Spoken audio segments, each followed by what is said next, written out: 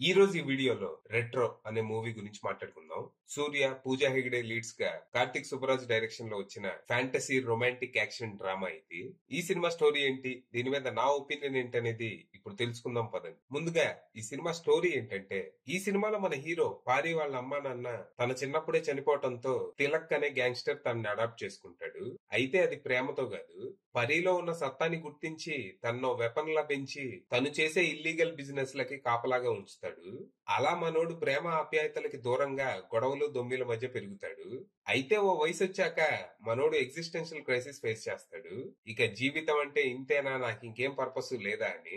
ఈ టైంలో తన జీవితంలోకి రుక్మిణి అనే అమ్మాయి వస్తుంది. మెల్లిగా వీళ్ళ పరిచయం ప్రేమగా మారుతుంది. ఇక రుక్మిణి కోసం అన్ని వదిలేసి తన్ని పెళ్లి చేసుకుని ఎటైనా వెళ్లిపోయి కొత్తగా జీవితాన్ని ప్రారంభించాలనుకుంటాడు. అయితే వెళ్లే ముందు వాళ్ళ నాన్న చేయబోతున్న ఒక పెద్ద తప్పుని ఆపి వెళ్లాలనుకుంటాడు. కానీ ఈ ప్రాసెస్ లో పెద్ద గొడవ జరుగుతుంది. వాళ్ళ నాన్న ఆపటానికి మనోడు తనలోని రాక్షసుని బయటికి తీయాల్సి వస్తది. ఈ ఇన్సిడెంట్ తో రుక్మిణి తన్ని వదిలేసి వెళ్లిపోద్ది. వాళ్ళ నాన్న తనకి శత్రువుగా మారతాడు. అలాగే మనోడు జైలు పాలవుతాడు. కానీ కొన్ని సంవత్సరాల తర్వాత జీవితం మళ్లీ తనకు ఇంకో అవకాశం ఇస్తుంది. ఈసారి తన ప్రేమను దక్కించుకునే అవకాశంతో పాటు తన జీవితానికి ఒక పర్పస్ కూడా దొరుకుతుంది.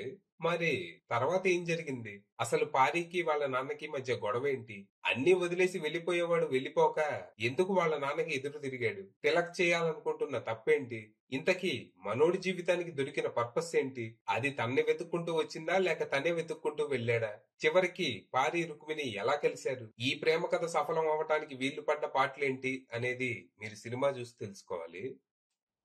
ఇక ఈ సినిమా బాగుంది, నాకైతే నచ్చింది. ఏదో కలేజా సినిమాని కార్తిక్ సుబ్బరాజ్ డైరెక్షన్ లో చూసినట్టు అనిపించింది. సెకండ్ హాఫ్ లో కొన్ని సీన్స్ తప్ప మిగిలిన సినిమా మొత్తాన్ని నేను భలే ఎంజాయ్ చేశా. ఈ సినిమా జాన్రా గురించి చెప్తూ దీన్ని ఫ్యాంటసీగా డిస్క్రైబ్ చేశా కదా. ఫ్యాంటసీ అంటే ఏదో మంత్రశక్తులు సూపర్ పవర్స్ అని కాదు, some kind of acid trip అనుకోవటం. ట్రిపి సినిమా స్టార్ట్ అవటం చాలా ఇంట్రెస్టింగ్ గా మొదలవుతుంది. Hero introduction అద్దరిపోద్ది.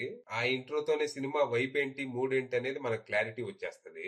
తిలక్ కి పారి అంటే అస్సలు నచ్చదు. తను జస్ట్ తన భార్య పెంచుకుంటున్న పనోడు అంతే. కానీ ఓ ఇన్సిడెంట్ తర్వాత మనోడి స్కిల్స్ చూసి తన స్వార్థం కోసం తను ఒక ఫైటింగ్ మెషిన్ లాగా పెంచుతాడు.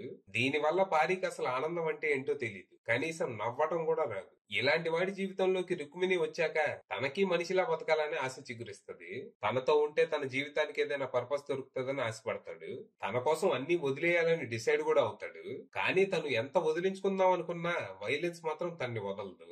ఎప్పటికప్పుడు ఏదో ఒక రూపంలో వస్తూనే ఉంటది. ప్రేమ కావాలంటే వైలెన్స్ వదిలేయాలి, వైలెన్స్ వదిలించుకుందాం అంటే వదలదు. ఇలా ప్రేమకి వైలెన్స్ కి మధ్య నలిగిపోతూ మనోడి పడే సంఘర్షణే ఈ సినిమా. తన ప్రేమకి, తన వైలెన్స్ కి, తన పర్పస్ కి లింక్ పెడుతూ క్లైమాక్స్ ని భలే డిజైన్ చేసుకున్నారు. అసలు సినిమాలో నవ్వు కూడా తన పర్పస్ లో భాగమే, దాని రివ్యూలు కూడా భలే ఉంటది. అంతా అప్రిసియేషన్ అయినా కంప్లైంట్స్ ఏం లేవా అంటే, సినిమాలో లవ్ స్టోరీ ఇంకొంచెం ఇంటెన్స్ గా ఉండి పూజా హెగ్డే కొంచెం యాక్టింగ్ వచ్చి సెకండ్ హాఫ్ లో ఎడిటింగ్ ఇంకొంచెం క్రిస్ప్ గా ఉంటే బాగుండేది. ఇక పర్ఫార్మెన్స్ విషయానికి వస్తే ఇది సూర్య వన్ మ్యాన్ షో అని చెప్పొచ్చు. యాక్టింగే కాదు, ఫైట్స్ కూడా ఎరగదీశాడు అసలు. ఇక పూజా హెగ్డే జస్ట్ ఓకే అనిపించగా జోజు జార్జ్, ప్రకాష్ రాజ్, విధు తదితరులంతా తమ తమ క్యారెక్టర్స్ లో మెప్పించారు.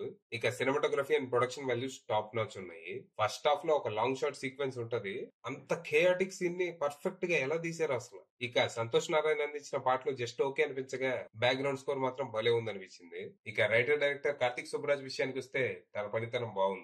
ఎప్పుడో 1970s కుంఫు ఫ్యాంటసీ సినిమా స్టైల్లో భలే తీశాడు. కాకపోతే ఎప్పట్లాగే తన ప్రతి సినిమాతో చాలా చెప్పాలనే ప్రయత్నంలో దీన్ని కూడా ఓవర్ స్టఫ్ గా చేశాడు. అంటే సెకండ్ హాఫ్ లో సినిమా కథకి చాలా ఎలిమెంట్స్ జోడించి ఏంటి అసలు ఈ సినిమా ఎటు పోతుంది అనే ఫీల్ తెప్పిస్తాడు. కాకపోతే లాస్ట్ లో అన్ని ఆన్సర్లు ఉంటాయి.